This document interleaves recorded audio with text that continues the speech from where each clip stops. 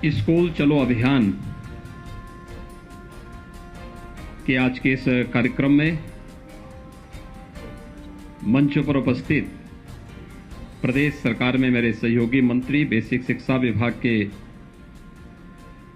मंत्री श्री संदीप सिंह जी, जिला पंचायत के अध्यक्ष श्री ददन मिश्रा जी, माननीय विधायक श्रावस्ती श्री राम फेरन पांडे जी, प्रमुख सचिव बेसिक शिक्षा श्री दीपक कुमार जी, विद्यालय के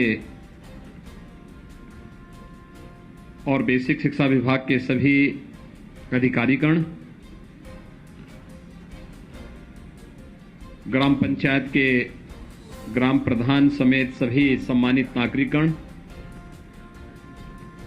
प्रदेश भर से इस कार्यक्रम में जुड़े हुए शासन से सभी मेरे संबंधित मेरे सहयोगी मंत्रीगण, सम्मानित जनप्रतिनिधिगण, अभिभावकगण और प्यारे बच्चों, आज मुझे प्रसन्नता है कि लगभग 2 वर्ष बाद कोरोना जैसी महामारी पर एक प्रकार से प्रभावी अंकुश तात्कालिक दृष्टि लगाने के बाद हम लोग फिर से स्कूल चलो अभियान के इस कार्यक्रम के साथ जुड़ रहे हैं। मैं इस अवसर पर सभी प्रदेश की अपनी इस भावी पीढ़ी नौनिहाल बच्चों का हृदय से स्वागत करता हूं। उन सब का मैं स्कूल चलो अभियान के अवसर पर हृदय से मैं उनका अभिनंदन भी करता हूं। हम सब ने विगत 2 वर्ष इस सदी की सबसे बड़ी महामारी कोरोना का सामना करते हुए व्यतीत किए। कोरोना में देश के अंदर प्रधानमंत्री मोदी जी के नेतृत्व में जान भी और जहान भी बचाने का भरपूर प्रयास किया गया। हर एक व्यक्ति का जीवन हमारे लिए महत्वपूर्ण है। उसके जीवन को बचाने के लिए फ्री में टेस्ट, फ्री में उपचार और फ्री में वैक्सीन की व्यवस्था भी की गई। समाज के प्रत्येक तबके ने एक बार फिर से इस बात को साबित किया है कि भारत किसी भी संकट के समय अपने नेतृत्व के प्रति अटूट निष्ठा के साथ जब एकजुट होकर के इस लड़ाई को लड़ता है तो उसके परिणाम भी उसी रूप में सामने आते हैं। भारत का कोरोना प्रबंधन प्रधानमंत्री मोदी जी के नेतृत्व में पूरे देश और पूरी दुनिया के अंदर सराहा गया।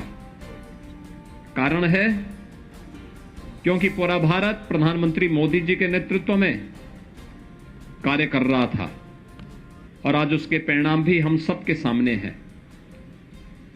जिन देशों के पास भारत से अच्छा स्वास्थ्य की सुविधाएं हैं, वे देश बड़े पैमाने पर मौतों को रोक नहीं पाई कोरोना से, लेकिन भारत सफल रहा।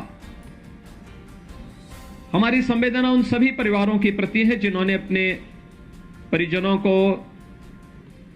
मित्रों को, नाते रिश्तेदारों को खोया है। लेकिन हम लोग एक महामारी का सामना कर रहे हैं और भाइयों बहनों, इस महामारी से जीवन के प्रत्येक क्षेत्र प्रभावित हुआ, लेकिन स्कूली शिक्षा सर्वाधिक प्रभावित हुई। उस सब के बावजूद जब समाज खड़ा हो जाता है, नेतृत्व के साथ मिलकर के इस लड़ाई को लड़ता है, तो उसका परिणाम भी हमारे सामने उसी रूप में देखने को मिलता है। आज हम सब यहां पर फिर से 2 वर्ष के बाद स्कूल चलो अभियान के साथ जुड़ रहे हैं। याद करिए 2020 में, अप्रैल 2020 में इस समय लॉकडाउन था, सारी गतिविधियां बंद थी, पूरी तरह गतिविधियां ठप सी हो गई थी और ये लगातार अगले 2-3 महीनों तक चलता रहा। लेकिन आज उत्तर प्रदेश जैसे देश के सबसे बड़े राज्य की स्थिति पर हम जब चर्चा करते हैं तो उत्तर प्रदेश 25 करोड़ की आबादी का राज्य और 25 करोड़ की आबादी के राज्य में आज के दिन पर नाम मात्र के कोरोना के एक्टिव केस ही बचे हुए हैं। सारी गतिविधियां खुल चुकी हैं, 30 करोड़ से अधिक वैक्सीन की डोजेस दी जा चुकी हैं। जिन लोगों के काम धंधे प्रभावित हुए, फ्री में राशन की व्यवस्था उनके लिए एक बार नहीं, डबल इंजन की सरकार है, महीने में 2 बार फ्री में राशन की व्यवस्था भी उनके लिए उपलब्ध करवाने की कार्रवाई हो रही है। प्रवासी कामगार और श्रमिकों के लिए रोजगार सृजन की कार्रवाई युद्ध स्तर पर आगे बढ़ रही है। और उन्हीं स्थितियों में कोरोना कालखंड में प्रधानमंत्री मोदी जी के नेतृत्व में तकनीक का भी प्रयोग किया गया। ऑनलाइन एजुकेशन को बढ़ावा देने के लिए कार्य प्रारंभ हुआ। आज प्रदेश सरकार स्नातक परास्नातक के सभी छात्र छात्राओं को टैबलेट और स्मार्टफोन वितरण करने की कार्रवाई युद्ध स्तर पर आगे बढ़ा रही है। लेकिन हम सबको शिक्षा की सबसे बेसिक यानी जो सबसे आधारभूत इकाई है बेसिक शिक्षा, इस पर विशेष ध्यान दिए जाने की आवश्यकता है। बहुत सारे बच्चे होंगे जो 2 वर्ष के अंदर स्कूल का मुंह न देखे हों और अब स्कूल जाने में उनको थोड़ा आलस आ रही हो, और इसलिए तय किया गया कि हमें फिर से स्कूल चलो अभियान के कार्यक्रम के साथ हर एक बच्चे को जोड़ना होगा, हर एक परिवार को जोड़ना होगा और कोई बच्चा छूटने न पाए। इसके लिए समाज को एक संकल्प के साथ आगे बढ़ना होगा। भाइयों बहनों, शिक्षा यह एकमात्र साधन है जो प्रत्येक व्यक्ति के जीवन में परिवर्तन का कारक बन सकती है। शिक्षा ही वास्तव में प्रत्येक नागरिक को एक सही दिशा दे सकती है, हर एक व्यक्ति के सर्वांगीण विकास का आधारशिला खड़ी कर सकती है। और याद रखना, जब व्यक्ति सक्षम होगा तो समाज भी सक्षम होगा, और समाज सक्षम होगा तो राष्ट्र स्वयं ही सशक्त होता हुआ दिखाई देगा। और राष्ट्र की आधारभूत सक्षम होने के लिए जिस एक प्रयास की सर्वाधिक आवश्यकता होती है वह है कि हम हर व्यक्ति को, हर बच्चे को शिक्षित करें। ये न केवल हमारा नैतिक दायित्व है बल्कि हमारा ये राष्ट्रीय कर्तव्य भी बनता है कि अपने देश को दुनिया की एक ताकत बनाने के लिए हमें हर एक बच्चे को शिक्षित करना होगा। और शिक्षित करने के लिए आवश्यक है हम उसे स्कूल भेजें, स्कूल लेकर के आए। इसके लिए मैं आह्वान करूंगा प्रदेश भर की सभी बेसिक शिक्षा परिषद से जुड़े हुए जितने भी हमारे प्रधानाचार्य, शिक्षक और इस विभाग से जुड़े हुए अन्य कर्मी हैं, उन सब से मैं इस बारे में आग्रह करूंगा कि वे तो इस अभियान का हिस्सा बने ही, ग्राम पंचायत और नगर निकाय में जुड़े हुए जनप्रतिनिधियों से भी मैं इस बारे में अपील करूंगा कि वे लोग भी इस बात को सुनिश्चित करें कि अगले 1 महीने के अंदर चलने वाले इस अभियान के क्रम में घर घर जाकर के एक एक घर में दस्तक दीजिए और पूछिए कोई बच्चा ऐसा तो नहीं जो स्कूल जाने से वंचित रह गया हो या रह रहा हो। उसको स्कूल ले जाना, नजदीक के स्कूल में उसका रजिस्ट्रेशन करवाना, उस बच्चे को uniform, bag, books, shoes, socks, sweater, ये सभी प्रकार की सुविधाओं से इसे आच्छादित करने की तैयारी करना। इस पूरे कार्यक्रम को अगर हम जोड़ते हैं, इस पूरे कार्यक्रम को एक साथ आगे बढ़ाते हैं तो भाइयों बहनों, इससे बढ़कर के पवित्र कार्य दूसरा हो ही नहीं सकता है। श्रीमद् भगवत गीता भी तो यही कहती है कि किसी को ज्ञानवान बना देना ही ये जीवन का सबसे पवित्र कार्य है, और इसका आधार कोई बन सकता है तो शिक्षा बनेगी, शिक्षा। और इसीलिए स्कूल चलो अभियान 2017 में हम लोगों ने प्रारंभ किया था। जुलाई 2017 में जब एक कार्यक्रम प्रारंभ हुआ उस समय उत्तर प्रदेश बेसिक शिक्षा परिषद के स्कूलों में 1,34,00,000 बच्चे अध्ययन कर रहे थे। वे आते थे, स्कूल में आने का समय नहीं था, कब कौन आ रहा है, कब कौन जा रहा है। स्कूलों की स्थिति अत्यंत जर्जर थी। पीपल और बरगद के पेड़ भले ही जमीन पे नहीं उगे हों, लेकिन विद्यालय भवनों पर जरूर उगे हुए होते दिखाई देते थे। क्लास की स्थिति खराब थी, पेयजल की व्यवस्था नहीं थी, बालक बालिकाओं के लिए टॉयलेट की व्यवस्था नहीं थी, मिड डे मील की कोई पुरसा हल नहीं था। एक प्रकार की अव्यवस्था और अराजकता का वातावरण देखने को मिलता था। स्कूल आने वालों की संख्या कम, छोड़ने वालों की संख्या ज्यादा दिखाई दे रही थी। लेकिन आज जब लगातार 3 वर्ष तक स्कूल चलो अभियान प्रारंभ हुआ, आगे बढ़ा, तो मात्र 3 वर्ष के अंदर उत्तर प्रदेश में बेसिक शिक्षा परिषद के स्कूलों में 1,80,00,000 बच्चे इन्हीं विद्यालयों के में अपना नामांकन करा करके वहां पर अध्ययन के साथ जुड़े और उस बेसिक शिक्षा परिषद के साथ जुड़ करके शिक्षा की आधारशिला को मजबूती प्रदान करने में अभिभावकों ने अपना योगदान दिया। तो बच्चों ने आकर के इन स्कूलों को फिर से एक बार यहां की रौनक को बढ़ाने का काम भी किया।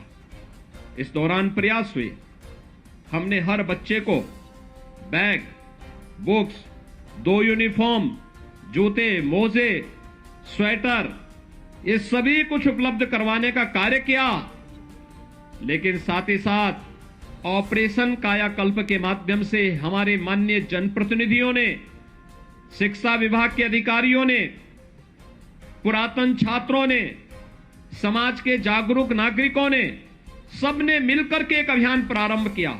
और वह अभियान था जिसमें एक एक विद्यालय गोद लेकर के और उन विद्यालयों में अच्छी फ्लोरिंग बना देना, साफ सफाई की व्यवस्था कर देना, वॉल पेंटिंग की व्यवस्था करना, वहां पर बच्चों के लिए जो भी अन्य रोचक कार्य हो सकते हैं, सेपरेट टॉयलेट की व्यवस्था करना, पेयजल की व्यवस्था करना, वहां पर विद्युत की आपूर्ति हो सके, इसके लिए भी प्रयास प्रारंभ हुए। फर्नीचर देने के कार्य प्रारंभ हुए। मुझे स्वयं जब एक विधायक के रूप में जो विधायक निधि मिली, तो मैंने अपने विधानसभा क्षेत्र में हर विद्यालय में बेसिक शिक्षा परिषद से जुड़े हुए हर विद्यालय में फर्नीचर देने का काम किया, जिससे वहां पर हर बच्चा आकर के स्कूल में फर्नीचर में बैठ सके, कुर्सी मेज में बैठ सके, उस प्रकार की व्यवस्था वहां पर उनके लिए देने का कार्य हुआ। मिड डे मील के स्तर को सुधारने का कार्य हुआ। और देखते ही देखते 1,58,000 जो विद्यालय थे बेसिक शिक्षा परिषद के, इनमें से 90,000 से अधिक विद्यालयों में ये सभी प्रकार की सुविधाओं से इसे आच्छादित करने का कार्य हुआ।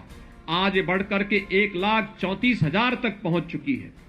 लेकिन अभी भी बहुत सारे विद्यालय हैं जिन्हें ऑपरेशन कायाकल्प के साथ जोड़ना है। और इसलिए मैं आज आपके बीच आया हूं आपसे कहने के लिए। मैं प्रदेश भर के अपने सभी जनप्रतिनिधियों से कहूंगा, माननीय सांसद, माननीय विधायक, विधान परिषद के माननीय सदस्य, जिला पंचायत के अध्यक्ष, ब्लॉक प्रमुख, मेयर, चेयरमैन, पार्षद, ग्राम प्रधान, पुरातन छात्र, शिक्षा विभाग से जुड़े हुए सभी अधिकारी और अन्य सभी जनप्रतिनिधियों से, पार्षदों से, सबसे मैं इस बारे में अपील करूंगा, वे एक एक विद्यालय फिर से गोद लें। जो विद्यालय पिछली बार छूट गए थे, उनमें से एक एक विद्यालय को गोद लेकर के उन्हें ऑपरेशन कायाकल्प के माध्यम से सभी प्रकार की बुनियादी सुविधाओं से उन्हें आच्छादित करते हुए अपने वर्तमान यानी भावी पीढ़ी के वर्तमान को सुधारने की दिशा में हम प्रयास करेंगे, तो वह आपके भविष्य को भी उज्जवल बनाने में अपना योगदान दे पाएगा। और इस दिशा में मैं अपील करूंगा कि एक एक विद्यालय गोद लेकर के इस कार्यक्रम को वे सभी लोग स्कूली शिक्षा के इस पवित्र कार्यक्रम के साथ जुड़े। भाइयों बहनों, हम लोग देश के सबसे बड़े राज्य में बेसिक शिक्षा परिषद में जितने हमारे यहां बच्चे पढ़ रहे हैं, देश के अंदर तमाम राज्यों की उतनी आबादी नहीं है और दुनिया के अंदर तमाम देशों की भी उतनी आबादी नहीं है। लेकिन हमें अपने प्रदेश के इन बच्चों की प्रतिभा पर गौरव की अनुभूति करनी चाहिए, इन्हें उचित माहौल देना चाहिए। कोई स्मार्ट क्लास लगा सकता है, कोई इन बच्चों के लिए वहां पर फर्नीचर की व्यवस्था में योगदान दे सकता है, कोई लाइब्रेरी को बनाने में योगदान दे सकता है। हमने पाठ्यक्रम में भी आमूलचूल परिवर्तन करने का प्रयास किया। एनसीईआरटी के पाठ्यक्रम को बेसिक शिक्षा में लागू करने, साथ साथ महापुरुषों की जीवनी को भी इसके साथ जोड़ने का कार्य किया। और जब मैंने स्वयं इस आकांक्षात्मक जनपद श्रावस्ती से इस कार्यक्रम का शुभारंभ करने का निर्णय लिया तो इसके पीछे का कारण भी था। एक आकांक्षात्मक जनपद है और भाइयों बहनों दूसरा श्रावस्ती भगवान बुद्ध से जुड़ा हुआ एक महत्वपूर्ण जनपद भी है। कहते हैं ज्ञान प्राप्ति के बाद महात्मा बुद्ध ने अपने सर्वाधिक आध्यात्मिक साधना के चातुर्मास इसी जनपद में व्यतीत किए थे। भगवान बुद्ध ने कहा था अप दीपो भव, यानी अपना दीपक स्वयं बनो और स्वयं ही हमें अपने आप को पहचानने की ताकत अर्जित करनी पड़ेगी।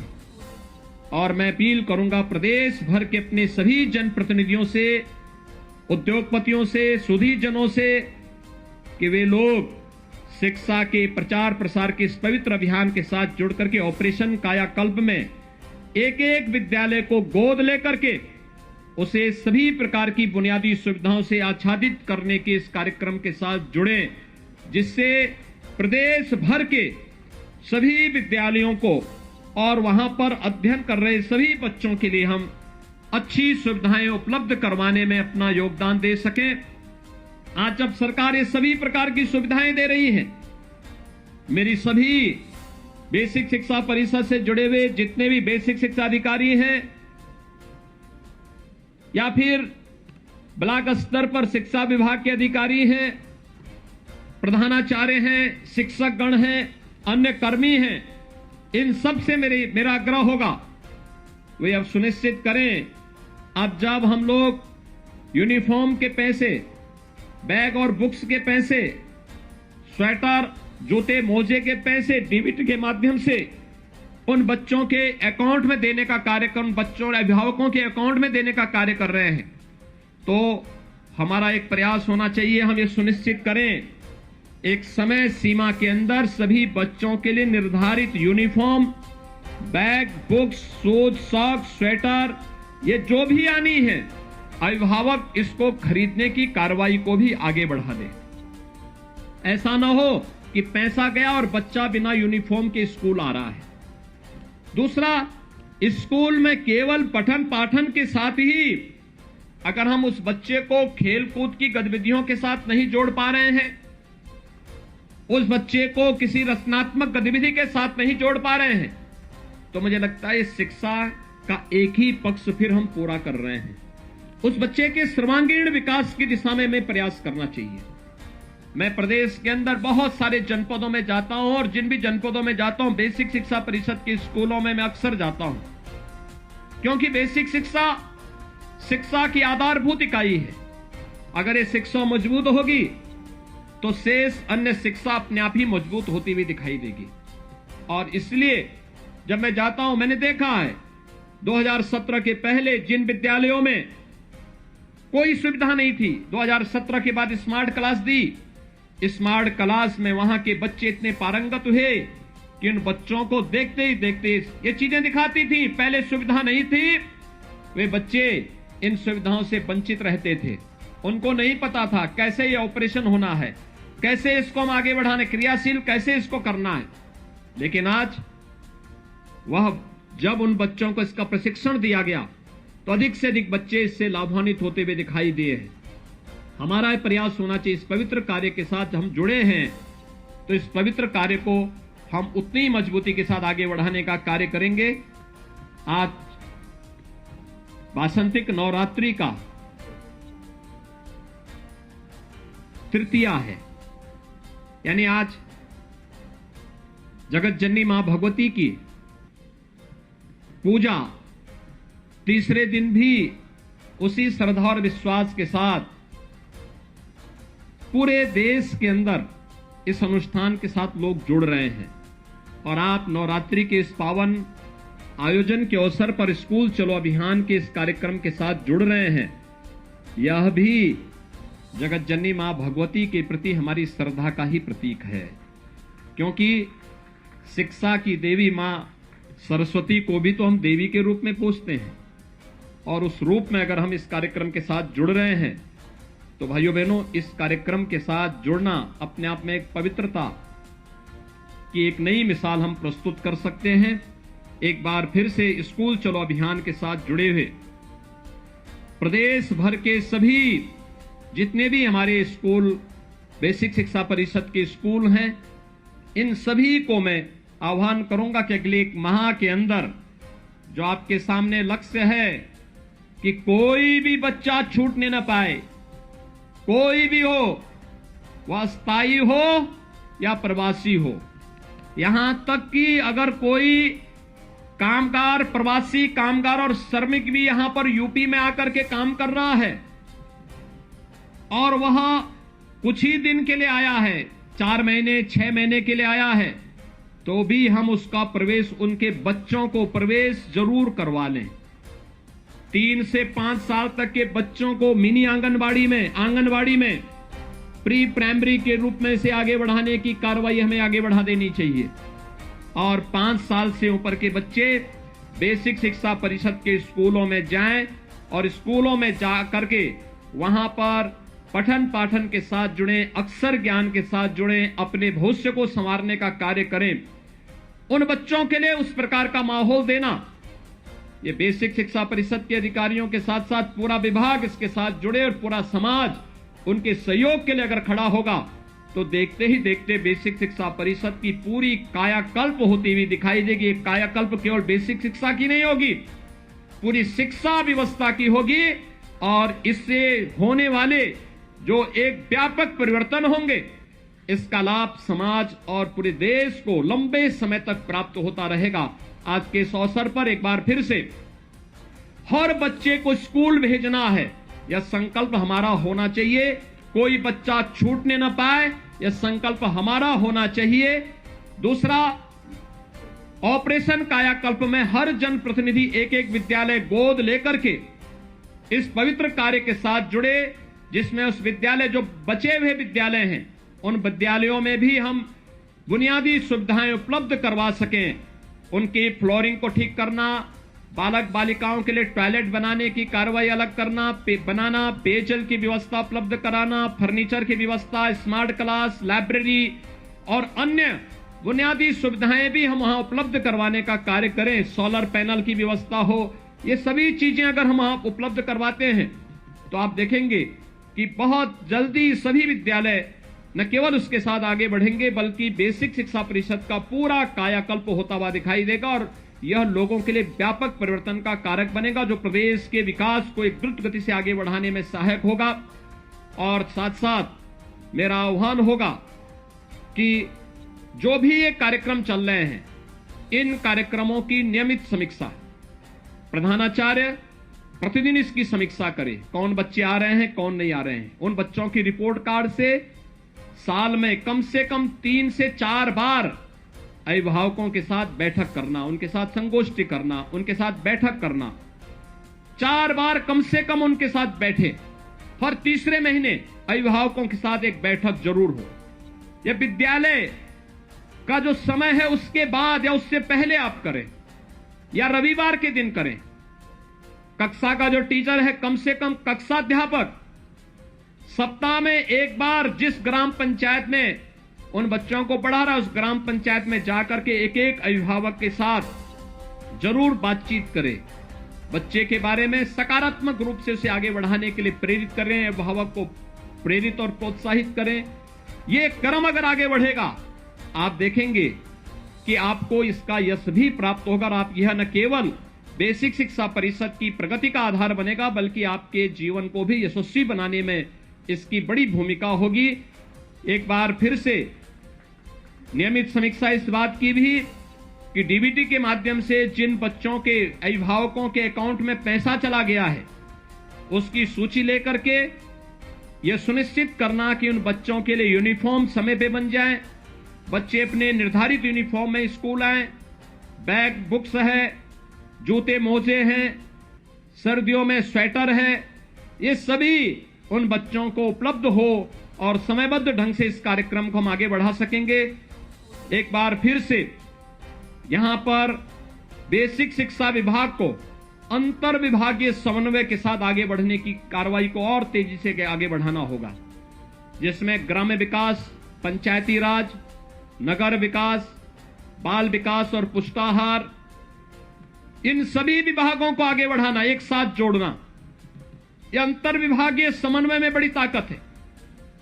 हमारा प्रयास होना चाहिए हर विद्यालय के पास अपना खेल का मैदान हो, हर विद्यालय के पास अपनी रचनात्मक गतिविधि को आगे बढ़ाने के लिए उचित माहौल हो, हर विद्यालय के पास पेयजल की अपनी सुविधा हो, हर विद्यालय के पास अच्छा पाठ्यक्रम हो और समय समय पर शिक्षकों के रिफ्रेशर कोर्स भी होते रहें।